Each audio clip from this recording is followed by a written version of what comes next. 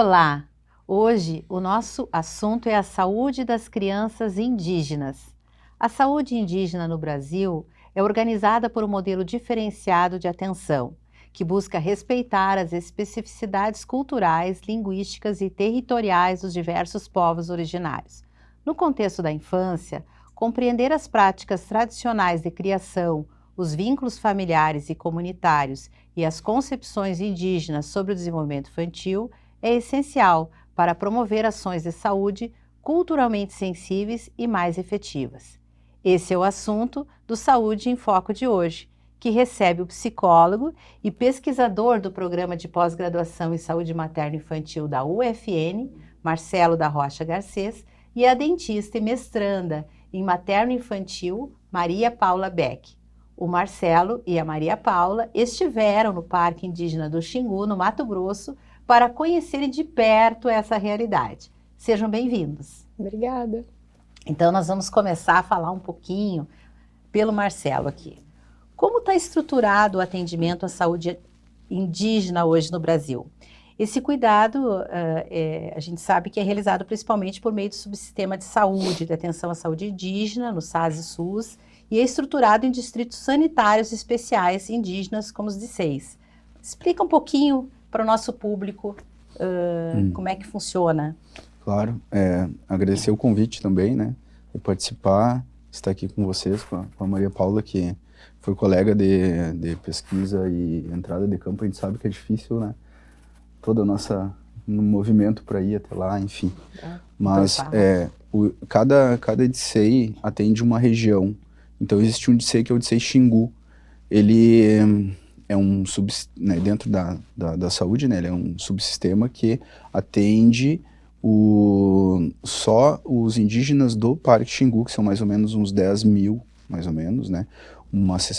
Entre 67 e 70 tribos, né? Comunidades, aldeias. A partir da década de 90, até 2010, mais ou menos, né?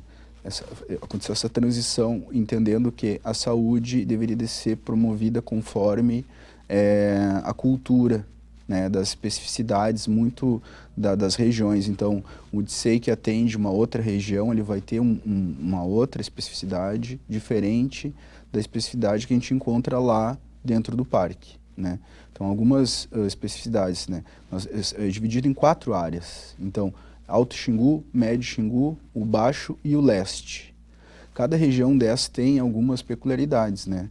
Por exemplo, onde tem o Alto Xingu são comunidades que já estavam dentro do parque, né? Dentro do território indígena. Já o Médio e o Baixo são comunidades que foram deslocadas para dentro do parque. Então a saúde é muito diferente, porque como eles têm uma relação com a terra muito forte, ser deslocado de outro lugar para ficar mais protegido dentro do parque, né, nesse movimento que foi feito pelos Vilas Boas lá na criação do parque na década de 60, né, traz diferenças na saúde. Cada região dessas tem especificidades, né, bem marcantes, assim, né, que diferem de uma para outra.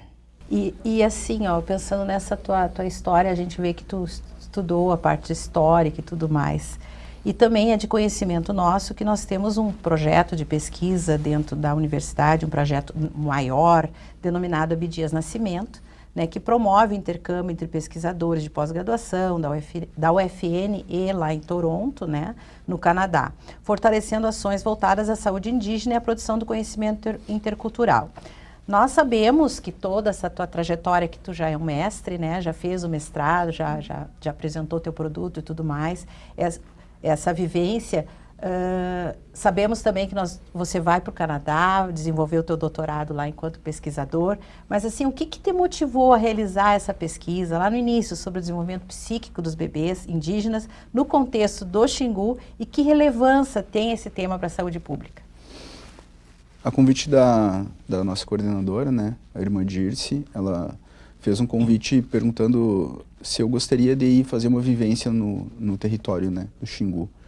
E eu sempre fui muito curioso, né, sempre quis conhecer. E a gente não consegue entrar em alguns lugares sem muita autorização. A gente tem muita autorização para entrar lá, Ministério da Educação, FUNAI, enfim, né? E quando ela me convidou, eu aceitei e troquei, inclusive, a minha pesquisa, que era um outro foco para trabalhar com saúde indígena. Mas como eu trabalho com bebês, crianças pequenas, a minha atuação sempre foi com infância. Eu fui pesquisar sobre o atendimento, né, na infância, nesse contexto, e percebi, inclusive, é uma das justificativas que tem pouco material, justamente porque é necessário que vá e faça um trabalho que a gente chama assim de não colonialista, né? A gente precisa ir lá entender como que a gente pensa a teoria e a prática nas cidades, nos grandes centros, e como que a gente pode trabalhar nesse contexto específico, né? Então eu aceitei o desafio e sim, nós temos um acordo de cooperação, né, com a Toronto, Universidade do Canadá, para troca de informações e produção de artigos científicos, enfim, produção científica de uma maneira geral. E o próximo passo, então, seria, né, essa ida, mas também seguir em contato com os colegas que trabalham no parque lá, né, no território Xingu, né, melhor, no território, porque eles já solicitaram outros produtos para a gente. E aí, então, a gente leva para os colegas do Canadá para que a gente possa, justamente, né, com olhares diferentes, construir enfim, algumas linhas de trabalho que são mais eficazes, né, nesse contexto.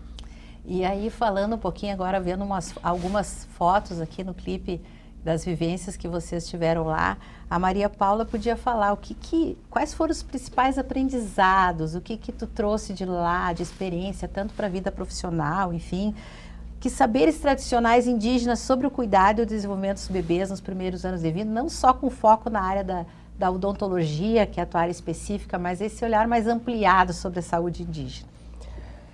De longe, a coisa que me chamou mais a atenção é que tem um conceito que a gente discute muito na academia, que é o conceito de comunidade e da criação das crianças em comunidade, que com a sociedade moderna a gente foi perdendo essa responsabilidade, vou dizer assim, coletiva pela criação das crianças.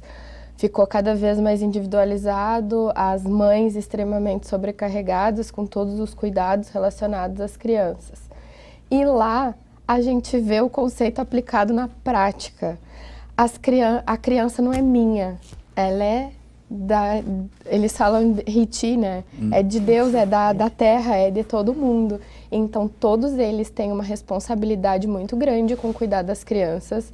As crianças ficam em grupos, elas brincam livremente, elas andam por todos os lugares e não precisa ter uma vigilância imensa em cima delas. Sempre tem alguém de olho, assim, olhando de longe, dando umas olhadinhas de vez em quando, mas eles são livres, é muito bonito de ver. Os pititicos, assim, ó, com 1, 2 anos de idade, caminhando, que o desenvolvimento motor daquelas crianças é surreal.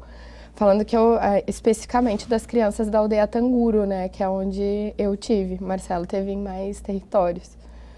O desenvolvimento incrível e as crianças pititicas, assim, andando em grupo entre elas, brincando, livres. É muito bonito, assim, foi um aprendizado prático para a vida. E pensando em desenvolvimento infantil, né, Marcelo, tu que já teve 3 vezes lá, mais ou menos somados, 30 dias por aí, né, nas 3 experiências, o que tu fala um pouquinho sobre essa criança indígena lá, que tu está de olho ao encontro da tua pesquisa?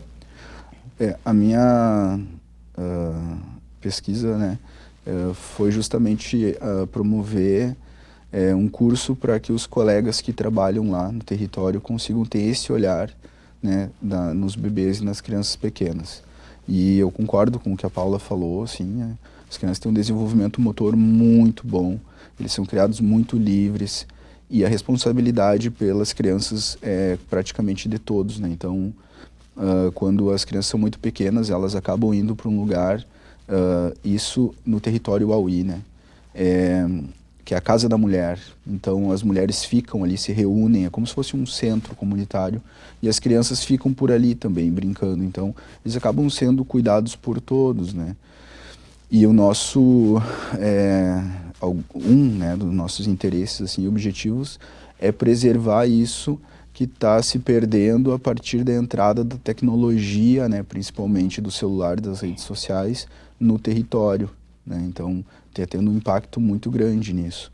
Inclusive, um dos pedidos feitos na nossa última ida, que foi definido coletivamente com os agentes de saúde, os profissionais de território, o nosso grupo e as lideranças indígenas, é produzir um documento dos perigos das tecnologias, né, no desenvolvimento infantil, para que eles possam trabalhar diariamente, entrando em território e nas aldeias e de casa em casa, para que eles entendam, né, para que seja um trabalho mais consistente, assim, né, para entender o perigo, né, e o risco que está tendo para a cultura deles. Eu estava pensando em trazer um pouquinho essa questão da capacitação dos profissionais, né, que tu trabalhou, a qualificação e essa preocupação, e tu já trouxe na questão, e daí eu chamo a atenção, assim, de quem nos assiste, o que nós também temos que pensar no desenvolvimento infantil das nossas crianças, não que não sejam nossas também, todas as crianças são nossas, como eu digo, né, indígenas, enfim, mas assim, o que nós, que estamos cuidando de criança atualmente aqui, na escola, na primeira infância, no hospital, enfim, como profissionais de saúde e como pais, porque olha o pedido que foi feito para você, né, Marcelo? Uhum. Em que a tecnologia chegou e está estragando as nossas crianças, né? Então, acho que nós também, como pessoas e profissionais, precisamos sensibilizar os nossos pais e responsáveis por nossas crianças para olhar sobre isso. E quando vocês remetem a Maria Paula falando, né, as crianças estão ali, livremente, e o desenvolvimento motor é perfeito. O que hoje está nos preocupando com as novas evidências que têm aparecido nos artigos sobre a dificuldade do desenvolvimento infantil, né? Nós estávamos falando até anteriormente sobre isso. Então, assim, talvez, se a Maria Paula quiser falar um pouquinho mais sobre algo semelhante a essa observação que o Marcelo fez, mesmo que a gente saiba que o olhar do psicólogo tem um olhar mais focado para essas questões, mas nós, como os profissionais hoje, especialmente trabalhando no programa de pós-graduação em saúde materna e infantil, que é multi, nós precisamos ter um olhar mais ampliado. Não sei se a Maria Paula quer falar um pouquinho sobre isso. A minha área de atuação aqui no mestrado, né, minha pesquisa, apesar de não ser sobre saúde indígena, passa pela área da educação em saúde. E eu acompanhei muitas das ações do Marcelo, né, apesar de não ser meu trabalho, apesar de não ser minha área, foi uma experiência incrível te ver falar e ver como tu acolheu as demandas da comunidade. E teve uma situação que a professora estava falando e eu comecei a rir, porque teve uma situação que foi incrível, em que o Marcelo estava falando sobre o índice de depressão e adoecimento de crianças e adolescentes com excesso do uso de eletrônicos. E lá na Tanguro, eles falam uma língua que chama Caribe, que a gente não entendia nada da língua. E tinha umas anciãs sentadas, as anciãs ficaram sentadas na frente, aí os agentes de saúde, o restante da comunidade. Que as anciãs, elas têm um protagonismo muito forte nas questões da comunidade. E a gente, sem entender uma vírgula de Caribe, aquela senhora levantou e falou, e a gente conseguiu entender o que ela falou. Ela disse, hoje em dia não querem mais saber da gente. Se der um arco e flecha na mão, não sabem pegar, não pescam mais peixe. A gente não fala Caribe. E a gente conseguiu entender o que ela falou, que ela estava indignada com isso. Então, o trabalho do Marcelo, que eu pude acompanhar, ele trouxe essa voz, que me pareceu muito que era uma coisa que eles estavam entalados com aquilo. Eles estavam vendo que o prejuízo do desenvolvimento das crianças e dos adolescentes, principalmente das crianças ali na faixa dos 7, 8 anos de idade e dos adolescentes e adultos jovens, e elas não estavam sabendo dar nome a isso. Parece que depois de passar por aquelas experiências, elas conseguiram nominar o que estava acontecendo. Fez muito sentido, foi um trabalho E deve enriquecedor para a ser uma vida. preocupação muito grande, especialmente das anciãs, né? A respeito da perda dessa cultura, né? Não é só a perda cultural, assim. Eu tenho vários registros de vídeo e foto, óbvio que não foram divulgados, né? Das crianças mais velhas, essas crianças de 7, 8 anos, sentadas em grupinhos de 4, todos com celular assim. Os jovens, muitos dos agentes de saúde são super jovens, assim, são homens jovens. Enquanto as anciãs conversavam, eles estavam scrollando a tela e não estavam nem ouvindo. Várias das conversas que o Marcelo mediou, que eram super importantes que eles se envolvessem naquela conversa. Não digo de modo geral, mas tu percebia o comportamento adicto, assim. Eles não conseguiam, os que tinham esse comportamento, não conseguiam manter um tempo de concentração acima de 2 minutos sem pegar o celular e ficar mexendo. É uma preocupação não só de manutenção da cultura indígena, mas sim de proteção cognitiva mesmo da população. Né? Fica uma reflexão, né? O que nós podemos também, enquanto profissionais, o Marcelo acredito que já iniciou esse trabalho, então, e a Maria Paula lá, sobre o que podemos auxiliar nesse processo para também fazer uma promoção da saúde para que essas crianças e essa cultura toda, não só a cultura, como você disse, se perca. Mas indo para o finalzinho já, Marcelo, eu vou te fazer uma última pergunta, que eu gostaria que ficasse mais claro do teu trabalho, enfim. O que a tua pesquisa destaca a importância dos primeiros anos de vida para contribuir para a constituição psíquica da criança? Ou como esse conhecimento pode auxiliar as equipes que atuam em territórios indígenas? Hoje nós sabemos, a partir de pesquisas, né, extensas pesquisas já, que os primeiros anos de vida possibilitam uma maior inscrição subjetiva. Nós temos uma plasticidade do cérebro maior, né, chamamos de plasticidade neuronal. Então todas essas coisas que vão acontecendo muito no início da vida, elas são muito importantes, que nós não encontramos essa janela, né, dessa maleabilidade em outros momentos da vida. Então os primeiros tempos de vida são muito importantes para a gente trabalhar muito da prevenção também, do que a gente vai encontrar mais para frente, né? Então o meu trabalho já era esse e acabei, né, envolvido com esse trabalho no contexto indígena do Xingu, e recentemente eu fui convidado para participar de um grupo de trabalhadores e pesquisadores em saúde mental do Brasil, do Equador e da Argentina, para trocar informações sobre como que a gente está fazendo, né, em cada território, em cada contexto, para auxiliar os colegas dos outros países, né? Então fiquei bem contente e foi um convite a partir do trabalho desenvolvido no Xingu com o nosso programa de pós-graduação, né? Então é algo que me deixou bem feliz, assim. Eu penso que cada vez mais temos que ampliar esse conhecimento, divulgar, compartilhar do significado da neuroplasticidade. O que é o conceito? O que a neurociência traz para nós desse conhecimento?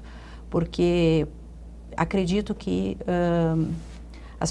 se as pessoas, eu digo o público, começar a compreender o que nós estamos perdendo nesse período tão importante que é o período da infância e início da adolescência, ali da neuroplasticidade, o que nós poderemos aproveitar nesse processo, eu acho que nós vamos conseguir mais público aí para nos ajudar a saber que a tecnologia tem seu momento e o que pode destruir na área cognitiva, enfim.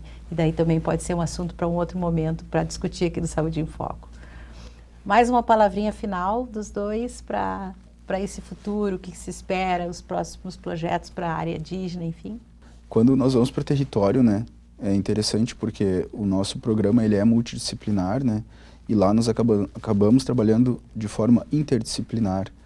Nós auxiliamos muito os colegas, cada um está desenvolvendo uma atividade e o outro colega vai auxiliar, e como a gente gerencia tudo, né, inclusive alimentação, quem vai fazer, e como a gente, deslocamento, tudo, então a gente acaba tendo um grupo muito articulado cada vez que a gente vai. Eu vou seguir trabalhando no contexto, né, do Xingu, promovendo mais pesquisas e entregando alguns produtos que eles estão nos pedindo, né. Essa é a minha sequência de trabalho para os próximos anos, pelo menos, né, e agradecer a parceria da Paula, que Foi uma ótima colega de trabalho, né? Obrigada, amigo, também. Maravilhoso. Vamos ver se levamos ela de novo, vamos seguindo para o doutorado e fazer outras experiências. Quem sabe agora na proposta indígena, né? Quem sabe. Com as crianças, a família, né? Que, que vocês vivenciaram. Mais uma palavra, Maria Paula, para nós? Eu acho que agradecer, né, o convite por estar aqui, que eu não agradeci logo no início. E agradecer pela oportunidade que a gente teve de estar no Xingu e de ter a vivência, que foi uma vivência transformadora. Vou falar de mim, assim, não enquanto grupo. Foi uma vivência transformadora para a minha vida, porque a odontologia, que é uma área lindíssima e que eu sou apaixonada, ela é uma área excessivamente técnica. E meu objetivo no mestrado é sair um pouco desse tecnicismo da odontologia, o apego com os procedimentos, com os materiais. Que bom que tem muita gente que estuda isso, né, e precisa existir, mas a gente precisa aumentar a visão, né, para olhar para o desenvolvimento, para olhar para o papel do cirurgião dentista dentro da comunidade, na educação em saúde, observando os hábitos. A gente trabalha com a doença que mais ocorre em seres humanos, que é a doença cárie. E a doença cárie, ela é essencialmente comportamental. E lá no Xingu, eu pude ter a experiência de observar sem intervir. Na sequência do meu trabalho, eu pretendo seguir trabalhando com comunicação, ludicidade e pensar tudo isso de incrível que a gente produz na academia, que os colegas estão traduzindo. Será que isso está chegando na população de um jeito que a população compreenda? Porque o nosso objetivo final são eles, né? Minha intenção é seguir trabalhando nesse sentido, de nos fazer compreender. Que bom. E vamos esperar os resultados, novos resultados. Eu agradeço, o Saúde em Foco agradece, eu digo, o programa, né? Marcelo, a Maria Paula, por ter um tempinho para conversar conosco sobre essa importância, sobre essa população que precisa ser olhada, precisa ser pensada, refletida, com esse olhar ampliado dos profissionais da saúde. E o Saúde em Foco fica por aqui. Hoje falamos sobre a saúde indígena no Brasil. Obrigada pela sua companhia. Até mais.